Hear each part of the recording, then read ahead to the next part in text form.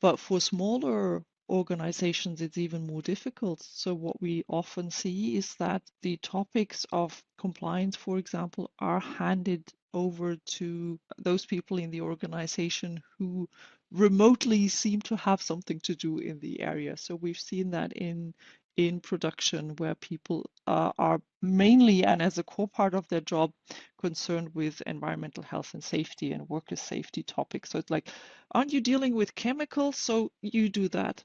We see people doing that in the materials department. Isn't that something with materials? You take that.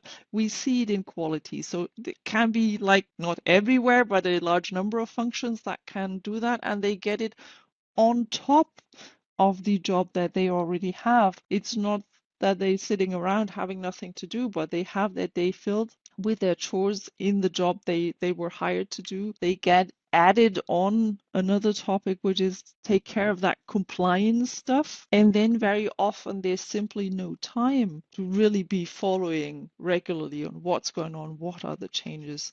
And to be fair, the industry organizations that we have in Germany, for example, they are doing an excellent job. They do have experts who look into that, who then also spread the information throughout their organizations and help to make sure that people are aware of what's going on and that they have kind of a backup system that supports them. Of course, we're trying to take care of that for our customers to make sure that we inform them about the checks that we perform, for example, the changes that have been happening. But I think the smaller an organization is, the better it is, of course, to also have kind of a safety network to make sure that there is information that you can receive, because oftentimes people do multiple things and have to focus on various targets and various topics that they need to cover. So this alone can be a challenge to make sure that you kind of keep track of everything that's going on. What we do, and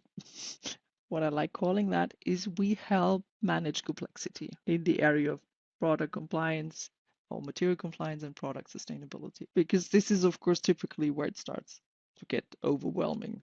You have very large number of products, very large number of parts, complex products, complex supply chains, or even a complex organization. So there comes a point when each and every one of us faces the challenge of, I think excellent email is no longer enough. And that complexity can come from various areas. Also, number of regulations you need to cover. The second thing that I would say we do is we help people manage and digitize the data and thus get rid of all these repetitive chores that you have to do of knowing your bill of materials, knowing the suppliers, knowing the supplier parts, getting the supplier part information, chasing the supplier to provide the information, bringing the information together. That's the whole part of running to get the data and managing the data. So this is a huge part that we take off of people's shoulder, and where I say this is basically the reactive bit. Someone asks me something and I have to run to get the data.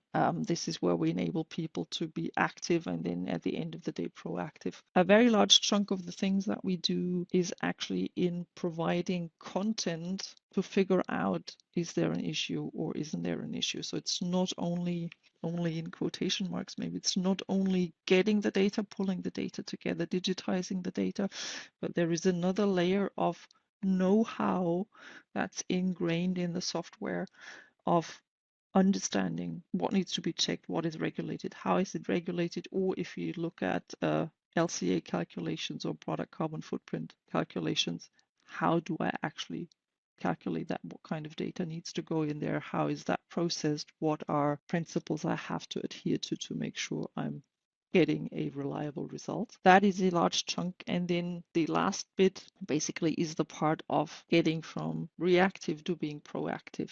Having the data, having the know-how, but then also being able to identify where is an issue. Is there a hotspot? Is there something that I have to tweak, need to tweak, want to adjust, need to adjust? Just recently in a number of discussions, I was getting the question, well, if I have a list of chemicals, a list of substances, I want to know, do I have a problem? Can I figure that out? Of course, no issue. You get the list, you put them into the system, run an analysis, and it will tell you. Is it somewhere? Where is it? Which supplier parts, which of my products is it?